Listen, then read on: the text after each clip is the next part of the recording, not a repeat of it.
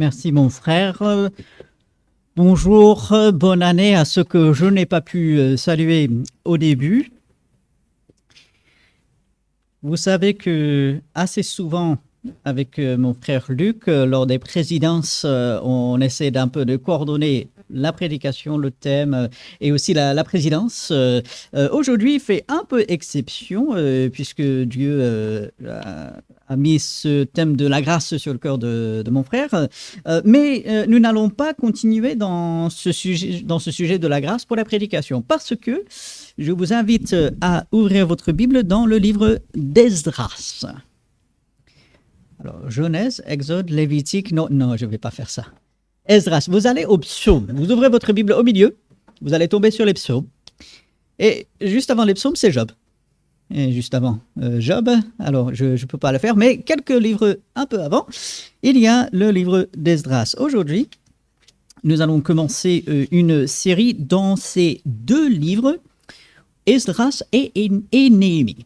Parce que, à un moment donné, il paraît que ces deux livres, en fait, étaient un seul, étaient considérés comme un seul.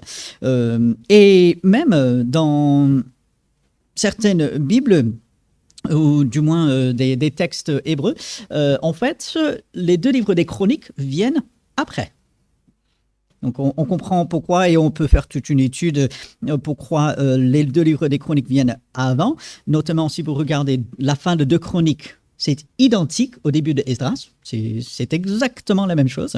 Certains pensent que c'est Esdras qui a même écrit 1 et 2 Chroniques. Bon, ça c'est toute une question de, on va dire, d'histoire, de critique textuelle et tout. Bon, ce n'est pas le sujet ce matin, mais Esdras et aussi Néhémie, qui tous les deux ont vécu à peu près en même temps au moment du retour de l'exil, comme nous allons le voir ici dans Esdras chapitre 1 ce matin.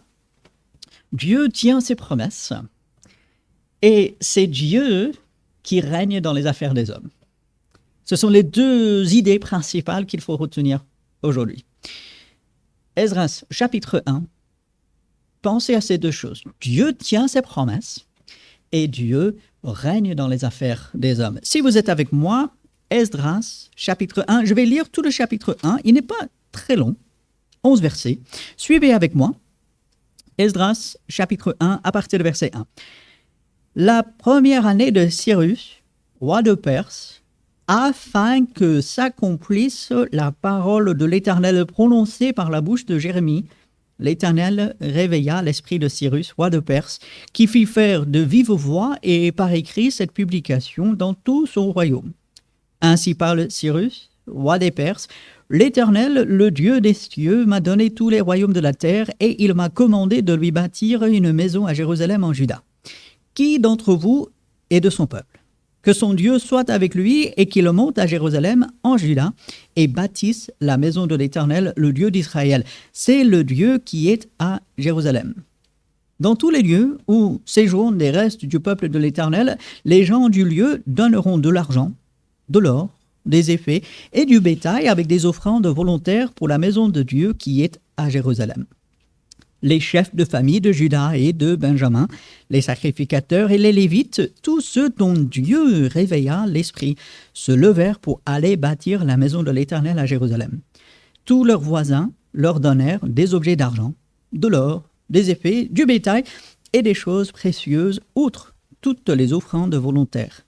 Le roi Cyrus rendit les ustensiles de la maison de l'Éternel que Nebuchadnezzar avait emportés de Jérusalem et placés dans la maison de son Dieu. Cyrus, roi de Perse, les fit sortir par Mithrédath, le trésorier, qui les remit à Sheshbatsar, prince de Juda. En voici le nombre. 30 bassins d'or, 1000 bassins d'argent, 29 couteaux, 30 coupes d'or, 410 coupes d'argent de second ordre, 1000 autres ustensiles. Tous les objets d'or et d'argent étaient au nombre de 5400. Sheshbatsar emporta le tout de Babylone à Jérusalem au retour de la captivité. Que Dieu bénisse sa parole et l'utilise dans notre cœur, dans notre vie aujourd'hui et chaque jour, qui nous donne le souffle de vie. On lit un texte comme celui-ci et on dit, bon, c'est de l'histoire, c'est intéressant, tiens, on apprend quelques détails, ok. Et alors? Vraiment, et alors? Comme j'ai dit, retenez ces deux choses principales. Dieu tient ses promesses et Dieu règne dans les affaires des hommes. Je ne sais pas si vous avez entendu ce qui s'est passé en Amérique, et je ne parle pas simplement des États-Unis, mais en Amérique ces derniers jours. Donc, si vous avez entendu entre les États-Unis et le Venezuela ce qui se passe, je ne ferai pas de commentaires là-dessus, sauf que, même là, Dieu règne. Que ce soit ici en France, que ce soit de l'autre côté de l'Atlantique, que ce soit n'importe où sur la terre, Dieu règne. Peu importe les puissances de ce monde, Dieu règne. Et Dieu est fidèle à ses promesses. Si nous revenons au verset 1, il est intéressant que la première année de Cyrus, roi de Perse, Dieu touche le cœur de ce roi païen. Ne l'oublions pas, Cyrus, il a quelques notions de Dieu. Il semble ne pas être dérangé par le vrai Dieu de l'univers et cette idée, mais il reste quand même un païen. Et pourtant, Dieu va l'utiliser la première année de Cyrus, roi de Perse, afin que s'accomplisse la parole de l'Éternel prononcée par la bouche de Jérémie. Ça faisait pratiquement 100 ans depuis que Jérémie avait prophétisé. 100 ans, c'est long. Parfois, un mois, on dit « Ah, ben c'est trop long ». Parfois, une année, là, on vient d'en passer 100 ans quand même, pratiquement. On arrondit. Jérémie avait prophétisé que pendant 70 ans, Israël serait en captivité à cause de ses péchés. Dieu étant un Dieu juste, et parce que Israël restait non repentant, Dieu envoie son jugement. Un jugement limité quand même, puisque au bout de 70 ans, ils allaient revenir. Et maintenant, le moment était venu pour que la parole de Dieu s'accomplisse. Et la suite de verset 1, « L'Éternel réveilla l'esprit de Cyrus, roi de Perse. » C'est une belle expression. L'Éternel réveilla l'esprit. Nous, en tant qu'enfants de Dieu aujourd'hui, quelle prière pouvons-nous faire pour nos dirigeants? Seigneur, réveille-leur l'esprit. Éclaire-les. Ils sont endormis dans les ténèbres de péché et de l'emprise de l'ennemi. Seigneur, avec ta lumière, réveille leur esprit. En tant qu'enfants de Dieu, quelle belle prière nous pouvons faire pour nos autorités, quelles qu'elles soient. Et parce que Dieu est à l'œuvre, cet homme, Cyrus, eh bien, il va faire publier, il va faire entendre dans tout son royaume. Alors, il n'y avait pas les réseaux sociaux, il n'y avait pas les téléphones, il n'y avait pas Internet. Donc, des personnes vont un peu partout dans le royaume. Et puis, nous lisons ce qui suit. Et à la fin de verset 3, « Qui d'entre vous est de son peuple? Que son Dieu soit avec lui et qu'il monte à Jérusalem en Juda et bâtisse la maison de l'Éternel, le Dieu d'Israël. » Dieu est à l'œuvre parmi son peuple. Même dans la déportation, même sur une terre étrangère, Dieu est à l'œuvre. Et puis, lorsque nous arrivons au verset 4, en entendant ce verset, est-ce que ça nous fait penser à un autre événement dans la Bible? Je vais relire le verset. Dans tout lieu où séjournent des restes du peuple de l'Éternel, les gens du lieu leur donneront de l'argent, de l'or, des effets et du bétail avec des offrandes volontaires pour la maison de Dieu qui est à Jérusalem. Le peuple d'Israël qui sort d'un endroit avec beaucoup d'affaires de la part de leurs ennemis. Ça vous dit quelque chose? À la sortie d'Égypte. Mais oui, en fait, il faut voir dans le retour de la captivité de Babylone une deuxième sortie d'Égypte. La sortie d'Égypte, c'était quelque chose d'extraordinaire. Un événement vraiment unique où Dieu intervient de manière puissante. Il délivre son peuple et il bénit son peuple. Ici, de nouveau, Dieu intervient pour son peuple et il bénit son peuple et il le délivre et il lui fait du bien. Et il lui fait arriver sur la terre promise. C'est vraiment extraordinaire tous les parallèles entre ce que nous voyons ici et puis la sortie d'Égypte. Encore une fois, Dieu tient ses promesses. Il avait dit, je vais délivrer, je vais ramener, je vais bénir. Dieu tient ses promesses. Et on peut très facilement dire, ok, c'est bien. Dieu a fait des promesses à Israël. Ça a mis du temps, mais bon, ça s'est accompli. Ok, très bien. Mais Robert, on est en train de parler d'il y a 2500 ans. Parce qu'ici, on est presque à 500 ans avant Jésus-Christ. 2500 ans quand même. Moi, je ne suis pas juif. Je ne suis pas forcément sur une terre étrangère, bien que, par la grâce de Dieu, on a beaucoup d'étrangers parmi nous aujourd'hui. Gloire à Dieu. C'est formidable. Mais voilà, on n'est pas dans le même contexte. Je ne suis pas forcément sous l'oppression. Je n'aspire pas à aller à droite et à gauche. Ok, Dieu a accompli ses promesses pour le peuple d'Israël il y a 2500 ans, mais on est quand même en 2026 pour nous aujourd'hui. Enfants de Dieu, nous avons le même Dieu. Dieu nous a fait des promesses dans sa parole. Prenez les versets où Dieu se révèle en tant que qui il est. Lorsqu'il promet d'être avec nous et d'agir pour nous, Dieu nous fait des promesses et c'est le même Dieu aujourd'hui qui est là. Et lorsque nous lisons un texte comme celui-ci et nous voyons que malgré le temps, nous voyons malgré les efforts des hommes, Dieu tient ses promesses. Bien, aujourd'hui, pour moi, Dieu tient ses promesses. Amen. Gloire à Dieu. Et je peux sortir d'ici en proclamant le Dieu que je sers est le seul vrai Dieu et il est celui qui tient ses promesses. Je le vois dans sa parole, je le vois dans ma vie. Je peux en témoigner et je vais continuer de persévérer avec lui. Et puis je peux sortir d'ici, je peux être dans ce monde avec une entière confiance que Dieu règne dans les affaires des hommes. Je n'ai pas besoin d'avoir peur de ce qui se passe dans le monde. Les choses de ce monde peuvent surprendre. Des choses, on ne s'y attend pas. Des choses, on aimerait que ça se passe différemment. On aspire à autre chose par moment. Mais si je suis enfant de Dieu aujourd'hui, je suis au service du grand Dieu de tout l'univers, qui est au-dessus de toute autorité, qui gère toutes choses et qui règne sur toutes choses. Et lorsque Dieu parle et lorsque Dieu agit, personne ne peut s'opposer à lui. Et quelle confiance, quel encouragement cela stimule en nous. Et lorsque j'allume la télé ou que je consulte des sites sur Internet ou quand je reçois dans mon flux d'infos certaines choses et je ne sais pas trop quoi faire avec et je ne sais pas où mettre la tête et je ne sais pas quoi faire, eh bien, je peux me rappeler que je sers le Dieu Tout-Puissant qui est au-dessus de tout.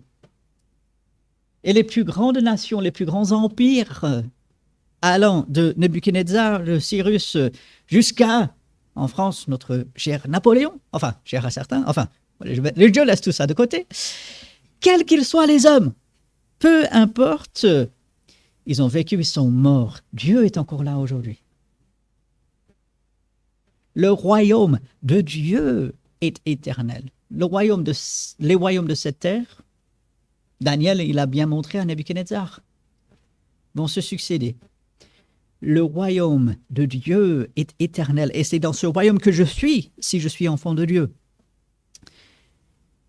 Et Dieu est à l'œuvre. Est-ce que j'en suis convaincu aujourd'hui? Est-ce que ma vie le montre? Est-ce que je peux dire haut et fort, oui, Dieu est mon Dieu, il est le Dieu des cieux, il agit pour moi, je lui fais confiance et je sais qu'il me garde. Dieu est fidèle et Dieu règne dans les affaires des hommes. À partir du verset 5, nous voyons que dans sa fidélité, Dieu pourvoit. Alors, puisque Esdras vient, on va dire, un peu après les différents autres récits, on a tendance à oublier certaines choses. Alors, regardez avec moi. Verset 5. Les chefs de famille de Juda et de Benjamin, les sacrificateurs et les Lévites, tous ceux dont Dieu réveilla l'esprit, se levèrent pour aller bâtir la maison de l'Éternel à Jérusalem. Gloire à Dieu. Dieu voulant, la semaine prochaine, on va examiner tout le chapitre 2. Je vous encourage à lire en avance tous ces noms, parce que c'est essentiellement une généalogie. C'est des dizaines de versets, des noms, et on va comprendre pourquoi c'est là. Mais nous voyons ici, ou du moins on a l'impression qu'on a une grande foule. Et il y a quand même un certain nombre de personnes. Mais gardez cette idée dans votre esprit juste quelques instants. Ils vont se lever pour bâtir la maison de l'Éternel à Jérusalem, le temple, gloire à Dieu. Tous leurs voisins leur donna des objets d'argent, de l'or, des effets, du bétail et des choses précieuses, outre toutes les offrandes volontaires. On a l'impression que, là, on a une quantité assez importante. Et verset 8.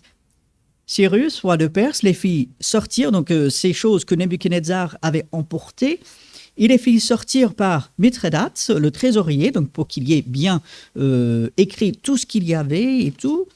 Il va les remettre au prince de Juda, Sheshbatsar, qui est en fait ailleurs appelé Zorobabel, pour la petite histoire. En voici le nombre. Et est-ce que ceci vous choque un peu? Ça m'a un peu choqué. 30 bassins d'or. Si on se souvient de la description de tous les effets dans le temple lorsque Salomon l'a écrit. 30 bassins d'or. C'est tout. Il y avait une quantité énorme d'effets dans le temple. Dans le temple que Salomon a bâti, il y avait presque des choses sans nombre. Ici, on a 30 bassins d'or. Il y a 1000 bassins d'argent. Encore une fois, tout. C'était destiné au sacrifice. Et donc, si on est limité dans le nombre d'effets qu'on a, on va être limité dans les sacrifices qu'on va pouvoir faire. 29 couteaux. Des couteaux servaient à découper les viandes, les offrandes apportées à Dieu. Si on n'en a que 29, et qu'il y a 35 personnes qui viennent et qui veulent offrir leur sacrifice, et on va devoir faire attendre... C'est tout. Verset 10, 30 coupes d'or, qui étaient entre autres destinées à recevoir de l'encens pour brûler devant Dieu. 410 coupes d'argent de second ordre, 1000 autres ustensiles. Et en tout, on va avoir 5400 objets. Pour le service de Dieu, c'est mieux que rien, on va dire.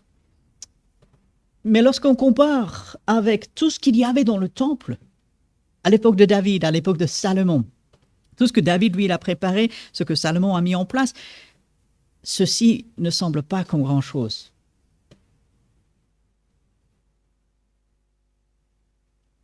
Et je veux bien croire, je lis entre les lignes, mais permettez-moi un peu d'imagination sanctifiée.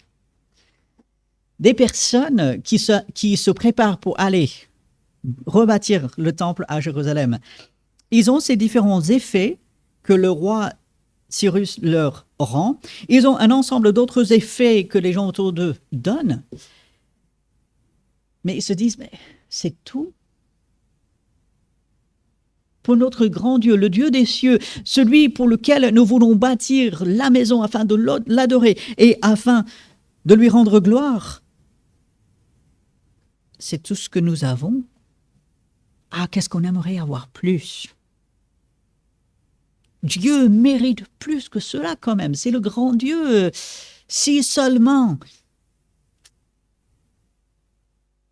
En même temps, je suis convaincu que Dieu regarde ce petit groupe qui se prépare, quelques milliers de personnes, avec ces milliers d'effets, des objets. Il les regarde et il dit, là, ce sont mes enfants. Et le peu que eux, ils ont, Je vais le multiplier parce que par la suite, lorsqu'on va voir plus tard dans Esdras et même dans Néhémie, Dieu va ajouter encore et encore et encore. Il dit, moi je vais multiplier cela. Je vais vous utiliser. Vous aurez la victoire. Vous allez pouvoir terminer la reconstruction du temple. Vous aurez un lieu où vous allez pouvoir m'adorer dans la tranquillité. Dieu a béni cette démarche du peuple. Ça peut sembler comme pas grand-chose comparé à avant. Et ce texte a vraiment retenu mon attention parce que, eh bien, nous pouvons penser que, c'est pas grand-chose. Notre Église, on n'est pas très nombreux. Surtout en ces derniers temps, l'assistance a un peu baissé. Gloire à Dieu, les offrandes restent correctes. Gloire à Dieu. Ça, c'est grâce à Dieu. Mais on voit, on est peut-être un peu moins nombreux pour des raisons différentes. Seigneur, qu'est-ce que nous pouvons faire?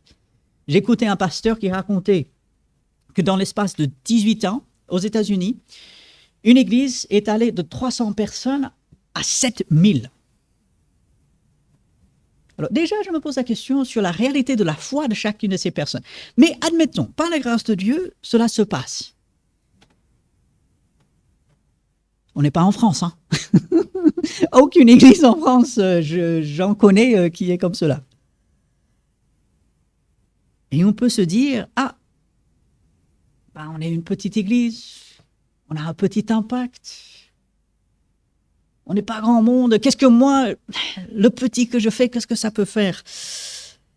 Entre les mains de notre grand Dieu qui est fidèle et qui règne dans les affaires des hommes, pas simplement dans les gouvernements, bien qu'il fait cela, mais dans la vie de chacun d'entre nous. Qu'est-ce qu'il m'appelle à faire?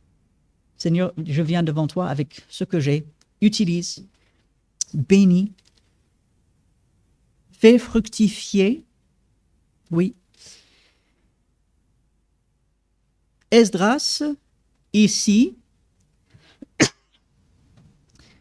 qui met par écrit ce premier retour, parce qu'il y aura plusieurs retours, ça on le verra à travers les semaines à venir. Il veut mettre en avant, non pas les personnes, non pas toute la richesse, les trésors, il veut mettre en avant Dieu. Et ce début d'année, avec tout ce qu'elle va réserver, on ne sait pas. On souhaite de bonnes choses, on souhaite la santé physique, spirituelle, on souhaite toutes sortes de bonnes choses. Nous ne savons pas ce que cette année réserve pour nous. Mais surtout, ne nous laissons pas décourager par les petites choses. Dieu est celui qui utilise ces petites choses, comme Jésus a fait avec le garçon, 5 pains, 2 poissons. C'est tout. 5000 personnes qui sont nourries.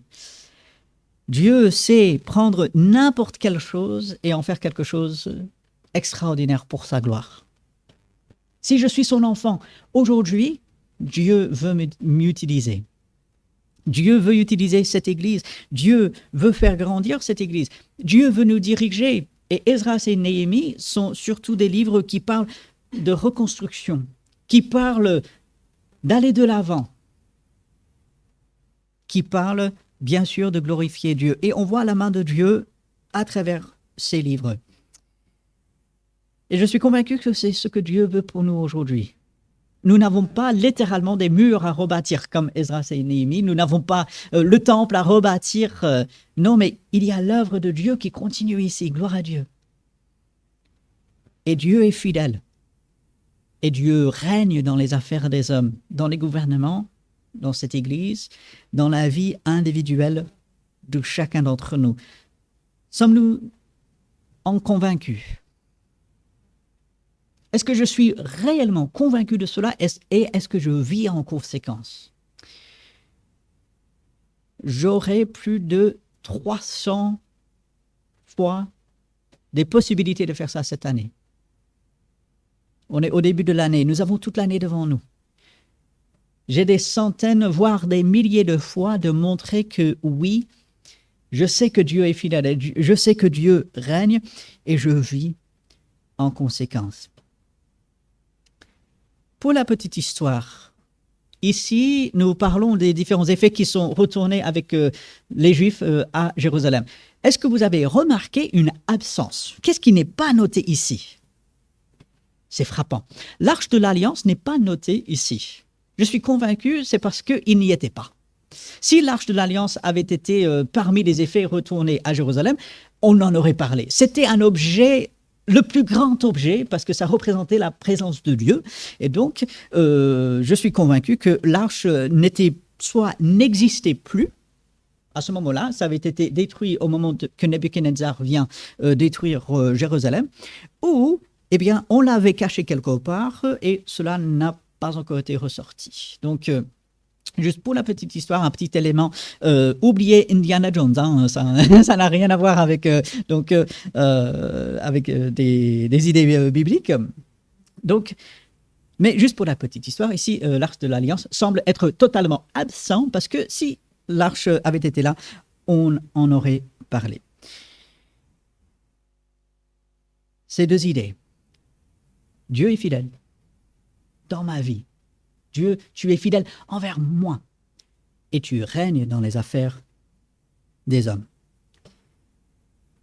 Deux idées qui peuvent nous accompagner à travers cette semaine qui vient. Je vous encourage, c'est vrai, il y a 70 versets, chapitre 2, il y a beaucoup de noms. Je vous encourage à lire ces versets. Vous prenez 10 versets chaque jour et puis c'est tout. Et vous aurez lu dans une semaine tout ce chapitre. Parce que nous allons parler de cela, Dieu voulant. Dimanche prochain, pour essayer de comprendre pourquoi on va parler de toutes ces personnes, qu'est-ce que ça représente.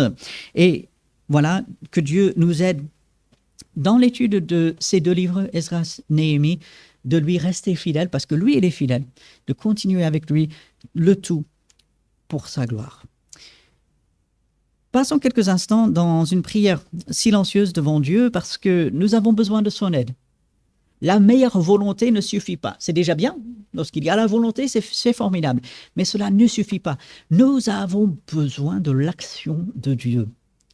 Et lorsque nous prions, Dieu agit. Ainsi, pendant quelques instants, dans une prière silencieuse, nous allons nous remettre devant Dieu. Et après cela, je prierai et nous aurons un chant.